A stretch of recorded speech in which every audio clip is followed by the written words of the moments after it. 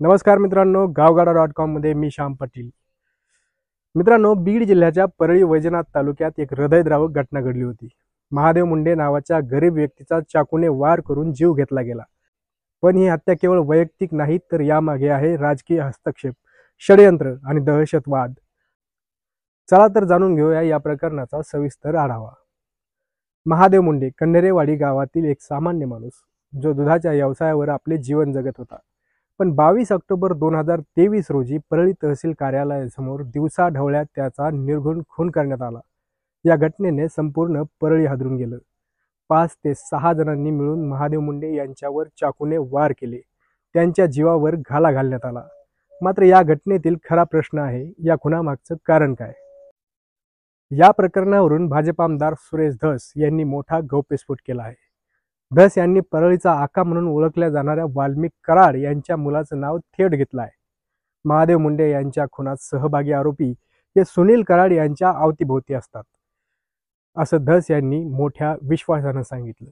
विशेष म्हणजे वाल्मिक कराड हे धनंजय मुंडे यांचे अत्यंत जवळचे मानले जातात आणि यामुळेच या प्रकरणात सुरेश धस यांनी धनंजय मुंडे यांच्यावर देखील अप्रत्यक्ष आरोप केला आहे. धस यांनी असा आरोप केला की परळी पोलीस ठाण्याचे अधिकारी सानप यांनी आरोपींची नावे शोधली होती, मात्र वरून आलेल्या दबावामुळे त्यांना तपास थांबवावा लागला. इतकंच नाही तर राजाभाऊ फड यांचं नाव खोट्या प्रकरणात ओढण्याचा प्रयत्न केला गेला. या दबावामागे कोणाचा हात आहे, असं म्हणत सुरेश धस यांनी अप्रत्यक्षरित्या धनंजय मुंडे यांना टार्गेट केलेलं आहे. परळीतील राजकीय हस्तक्षेपाचा हा आणखी एक पुरावा मानला जातो, असं धस यांनी म्हटलं आहे.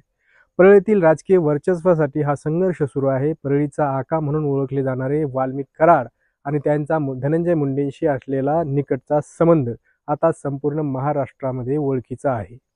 सुरेश धस यांच्या या वक्तव्याने धनंजय मुंडेंचा पाय आणखी खोलात जाणार का, हे पाहणे महत्त्वाचं ठरेल. परळीतील दहशत, राजकीय हस्तक्षेप आणि सामान्य माणसाच्या जीवाची किंमत यावर अनेक प्रश्न उपस्थित होत आहेत.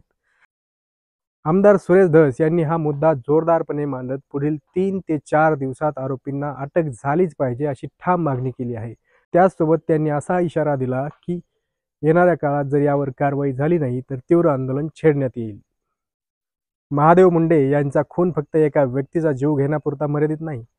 हे प्रकरण राजकीय हस्तक्षेप, दहशत आणि सामान्य माणसाच्या सुरक्षिततेचा प्रश्न आहे. आता संपूर्ण महाराष्ट्राचं लक्ष या प्रकरणाच्या तपासावर आहे. सत्य बाहेर येईल का, आरोपींना अटक होईल का आणि या घटनेमागचं खरं राजकीय षडयंत्र उघड होईल का, न्यायासाठी संघर्ष सुरू आहे. तर मित्रांनो, हा व्हिडिओ जर तुम्हाला आवडला असेल तर व्हिडिओला लाईक करा, शेअर करा आणि आमच्या चॅनलला सबस्क्राईब करायला विसरू नका. धन्यवाद.